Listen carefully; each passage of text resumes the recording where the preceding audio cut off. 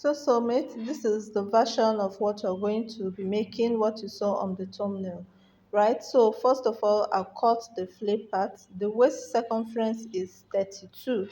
So I'll divide 32 by 4, right? And the length is 26. So 32 divided by 4, that will give us 8. Now 8 plus 26, that will be 34, right? So the 34 is what we're going to be using to work. Now I'm going to fold this fabric into two. The length of that 34 into 2, I added extra 10 inches to it just to be on the safe side. Don't want to fold over and over again.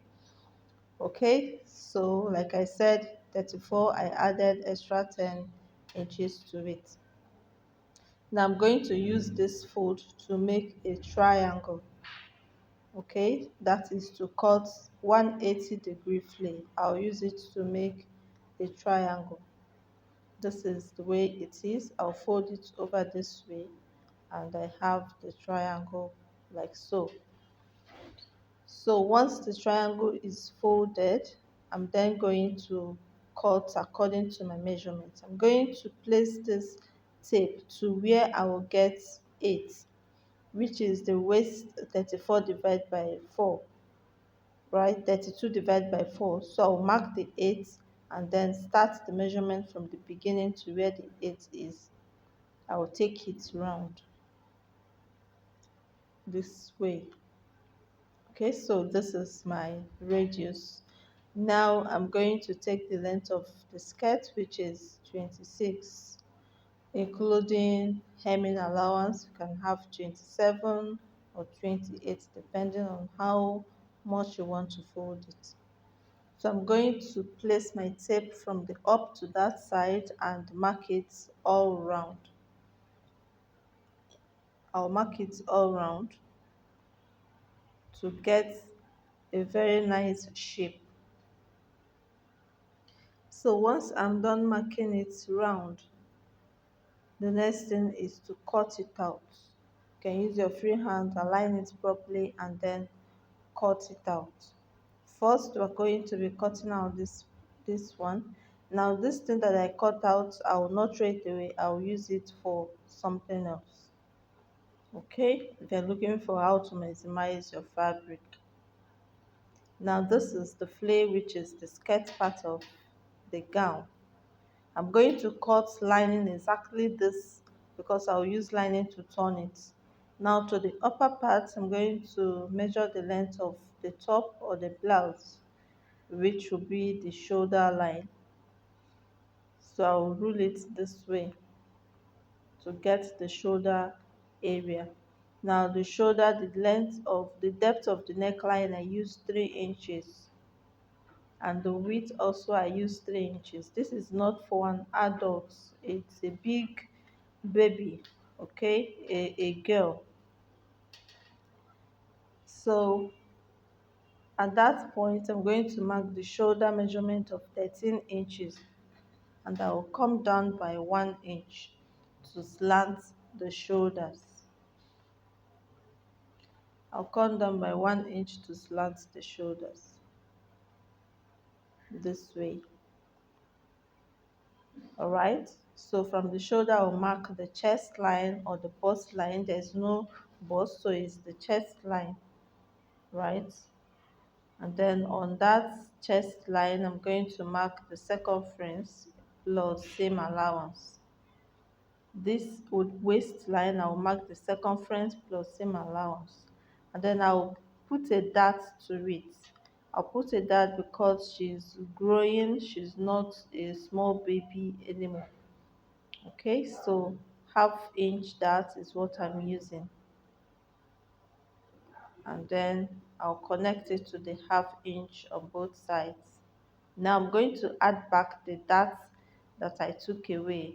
I'm going to sew out 1 inch and then connect it to the bust or chest line.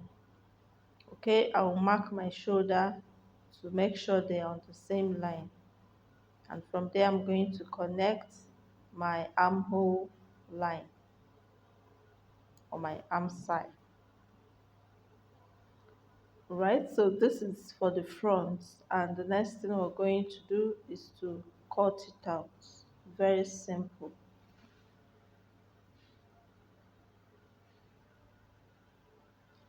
So once I'm done cutting it out, I'm going to place it on another piece to form the back side. This is the front. I'm going to cut this away because it's not nice for it to show when you're sewing. Now make a notch for the darts so that I will know where to sew as I'm sewing. Now this is for the back. I've placed it on the back. My shoulder lines are the same. Zipper allowance is 1 inch. Every other measurement is the same apart from the neckline and the zipper allowance of 1 inch that I kept. Now the neck depth for the neck is 1 inch, or you could do 1.5 if you want it to come down a bit. Okay, so I'm going to cut every other thing the same way. I just have to cross check that the zipper allowance is what it is, 1 inch. So I'll cut the neckline 1 inch depth, and I'll cut the sides, which is exactly the same as the front.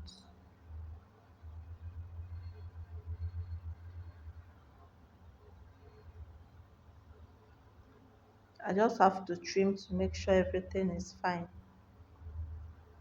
Okay, so I'll slant the shoulder line too, and I'll make a notch for the back darts, just the same place the front is.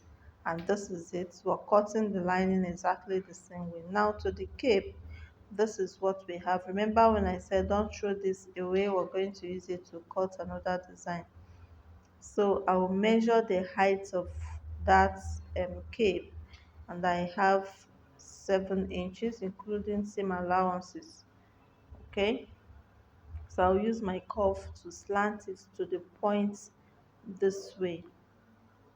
This will make it easier for you to get what you want, but make sure that it is the length of what you're going to be making. Like from the back to the front, this is the length of where it will be attached. Okay, so once I cut this, I'm also going to have a lace on top of it, so I will use it to cut the lace.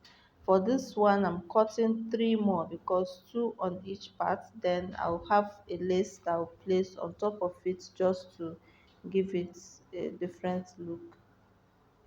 Okay, so this is the lace. Now after cutting the lace, I'm going to cut wadding. Soft wadding is what I use to make it stand, right? Soft wadding, which is going to be ironed to the main fabric and then turned with the main fabric and the lace on top of it. And the joining is quite easy. Once you're able to cut it, you can actually sew it. It's just very simple. So this is the soft wadding that I use to iron on this cape to make it stand. I don't want it to be too rigid, and that is why I have to use this wording. Since it's just a girl, it doesn't have to be too strong for her. Okay, so once this is done, you iron it, use it to turn, and this is what we have. I placed it on top of the blouse. I place it on top. Now after this, you can just weave it so that this white edges does not show that much.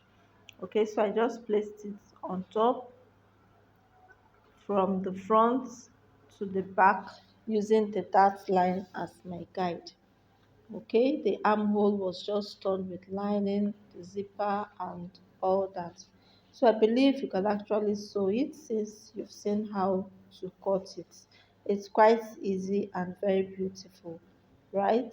So thank you for watching. I hope you learned something from this simple tutorial. I'll see you in our next video. Now the flay was also turned entirely with lining.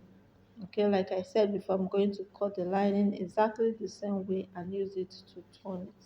Very neat and beautiful. Thank you for watching. Bye.